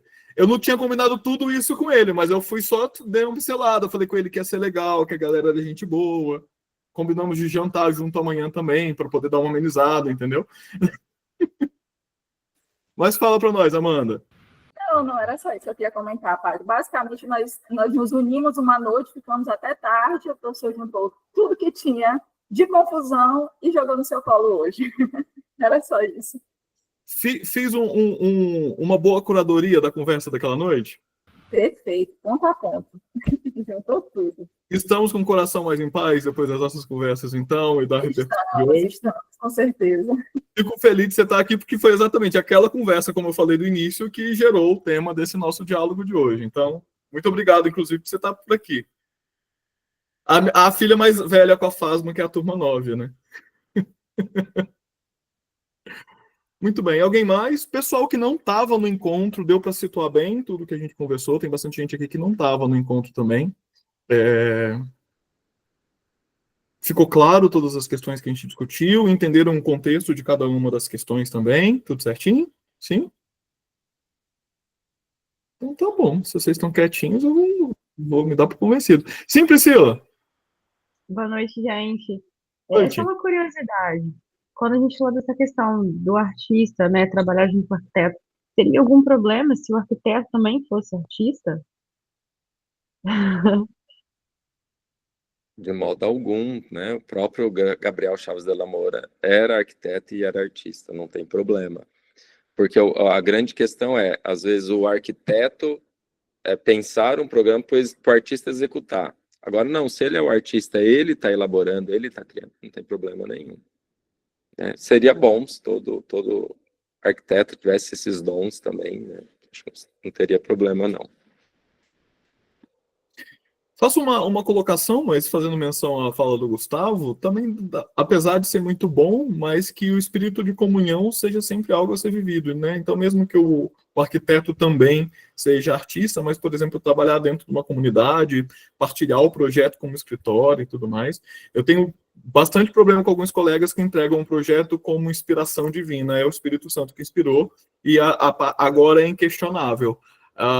Daí, Padre Tiago, quando eu tenho muito receio, quando a definição para a arte litúrgica, ela nasce da inspiração, da fonte, né? Olha, se ela foi fonte da liturgia, aí o artista quase sempre vai falar assim, olha, não, esse daqui é inquestionável, porque eu me inspirei na liturgia, é o Espírito Santo que está inspirando, e o padre que vai estar errado, a comunidade que vai estar errado, o bispo que vai estar errado, o papa está errado, está todo mundo errado, mas o meu projeto está certo. Então eu tenho ressalvas quando isso acaba acontecendo.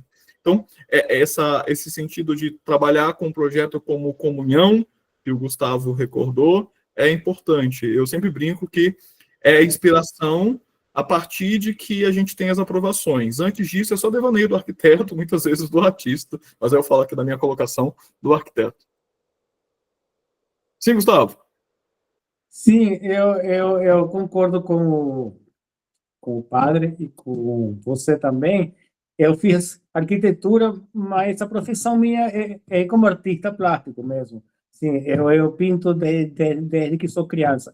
Acabei fazendo arquitetura para compreender melhor aquilo que estava sendo feito. Fiz teologia também. Assim, mas é muito mais rico o meu trabalho quando ele é feito junto com outra pessoa, porque ela me oferece outro ponto de vista. Eu não fico preso só à minha concepção de aquilo que eu acho que deveria ser. Eu acho que o trabalho fica mais rico quando você chama outras pessoas, realmente. Liturgista, padre, o trabalho tem que ser enriquecido. Aquilo que o padre Tiago falou, onde 2 ou 3 estão reunidos, é aí onde ele vai falar. Eu encontro Deus no outro, na minha experiência de amor com o outro. Aí está Deus. Então, acho que se eu propicio isso, eu com certeza terei o grupo, a comunidade ganha. É isso. Teve uma época que eu trabalhei em conjunto com o Robson Gabriel Ghiseline, arquiteto sacro também, grande amigo. E é muito interessante que a nossa produção era sempre um embate. Nós temos posições muito diferentes, formas de ver as coisas diferentes, e a gente sempre brincava que se a gente conseguia vender a ideia do projeto um para o outro, a gente conseguia convencer toda a comunidade, conquistar toda a comunidade, porque a gente se provava dentro do escritório, né? Então, a beleza se dá muitas vezes na diversidade de opiniões. Muitas vezes a gente tem uma comunhão de ideias, e aí as coisas fluem, mas muitas vezes ela também se dá na divergência. E parece que na divergência tudo se purifica. porque a gente precisa lapidar e a gente se policia muito mais para pensar o projeto, porque dentro do nosso grupo interno a gente já precisa defendê-lo, né, de alguma forma. E foi a partir de então, mesmo hoje não trabalhando mais em parceria com o Robson, que eu comecei a pensar assim, preciso trabalhar sempre com alguém. E optei de no escritório sempre ter algum outro arquiteto desenvolvendo o projeto junto, justamente para que os projetos nasçam numa comunhão de ideias, né? Que um possa dialogar com o outro e não ser uma ideia autocrática, né? Foi o que eu pensei, aquele projeto é a ideia de um só. O espírito fala em comunhão, eu defendo bastante essa ideia, eu acho que assim acontece. Por falar em comunhão, então, já que nós não temos mais perguntas, eu quero agradecer muitíssimo, muitíssimo ao Padre Thiago Fassini, depois de uma semana tão pesada, em especial depois de uma semana tão pesada, a generosidade de estar aqui conosco. Ele que é um cara requisitado para estar no Brasil inteiro, palestrando, conduzindo pensamento para diversas comunidades, dioceses e tudo mais. Padre, de verdade, para mim foi assim, aquele presente que, tipo, nossa, ele realmente gosta de mim, ele realmente tem essa amizade, porque para ele estar se propondo estar aqui, foi para mim muito, muito, muito, muito especial. Então, assim, te sou muito, muito grato, Padre Thiago, de verdade. E desculpa de ter pegado o suco das discussões, como a Amanda disse, e ter jogado tudo no seu colo. Desculpa por ser, inclusive, um aprendiz cabeça tão dura e teimosa, que vai muitas vezes falar assim, tem essa treta aqui, vamos resolver junto. Tô pensando nisso daqui, você vai falar, tá errado, completamente equivocado, e o pior é que eu vou continuar cabeça dura muitas vezes. Mas, assim, lhe sou muito, muito grato. Que Deus continue te abençoando e frutificando o seu ministério, tanto dentro da sua paróquia agora, quanto nos diversos trabalhos que o senhor conduz. Os livros que, sem dúvida, são para nós uma acertadíssima fonte de pesquisa, inspiração, aprendizado, e falo por mim, e eu acho que eu posso falar para essa galera toda também, que você pode contar conosco, e muito, muito obrigado, viu? Agradeço o convite, né, ser o primeiro ser convidado para esse encontro, né, de todos os ex-alunos, alunos, é uma alegria imensa. Sempre que eu puder, tiver uma brechinha na agenda. A gente demorou a acertar essa data, né? Marcou, desmarcou, mas fico muito feliz. Agradeço o carinho de cada um de vocês. Muito obrigado. Nós que agradecemos. E graças a ti, o que era para ser a primeira segunda-feira do mês, passou a ser a segunda, e eu gostei tanto de ser segunda, que a gente vai manter daqui para frente. Então, já temos data para um segundo encontrão de alunos, pessoal, dia 11 de agosto, se Deus quiser. Nossa segunda-feira do mês de agosto, e voltamos a estar por aqui. Confirmarei mais próximo da data qual vai ser o tema, mas como eu disse para vocês, oficialmente eu já tenho ideia e pessoas a serem convidadas até dezembro. Só vou aguardar para aproveitar o gancho de acessibilidade, que foi o que a gente tratou por último no encontrão de hoje, para ser o nosso próximo encontrão. Caso não seja, já está certo que, se Deus quiser, vai ser em setembro, e aí eu logo divulgo uma nova temática. Lembrando que, se quiser revisar, eu acho que não vai precisar de cortes, né, Padre Thiago?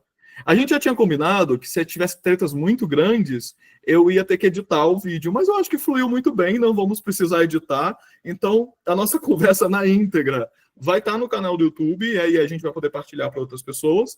Lembrando que a sistemática vai ser sempre essa. O encontrão é para ser entre alunos, para a gente ficar o máximo à vontade possível. E eu tenho preocupações, vocês não ficaram tão à vontade assim, viu? Então, por favor, eu quero vocês participando mais na próxima, perguntando mais, sabendo que a acessibilidade já tragam, quem sabe, cases, tipo assim, ficamos na dúvida se deveria ser assim ou não. Compartilhem isso comigo, eu quero sempre montar os roteiros de forma muito interativa com vocês. Então, mas depois que aconteceu o encontrão, eu vou divulgar ele no YouTube para poder ser até um convite para outras pessoas, para os outros alunos que querem participar, para aqueles que não puderam estar online poder participar, e também para aqueles que são só admiradores do pensamento de arquitetura e arte sacra, poderem também ser convidados para serem alunos online, para fazer a sua especialização na FASBAN, e por aí vai. Então, amanhã, se Deus quiser, o link já vai estar disponível da gravação no YouTube, eu mando para vocês no grupo, e ajudem, por favor, a compartilhar. Irmão Irineu? Sugestão da thumbnail, aquela que você falou, do Padre Thiago, você está totalmente equivocado. Como que é? Do vídeo. Mas aquela parte vai ser a divulgação do Stories amanhã.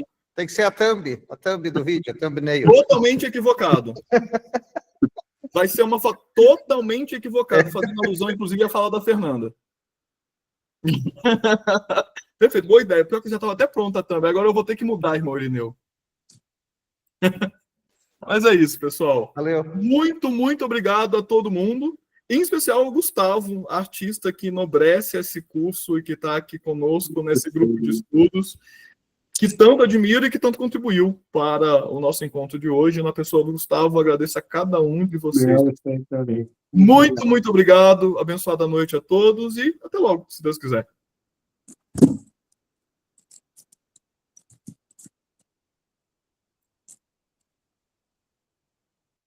Boa noite, tchau, tchau. Noite, tchau, tchau. Tchau. Almir, muito bom, Almir, sabe? Fico feliz, meu caro. Muito enriquecedor, é muito gostoso, enriquecedor. E gente séria que sabe o que está falando, ninguém está... Muito, muito, muito bom mesmo. Dá alegria no coração. Obrigado, Almir. Eu não ia conseguir ficar longe de vocês um semestre, gente. Vocês me deixaram muito mal acostumado. A última turma. Não, Pode encontrar com a turma, encontra aqui, né? Pois é, então assim, não, e não o suficiente, irmão Irineu, da saudade que fico das turmas da FASMA.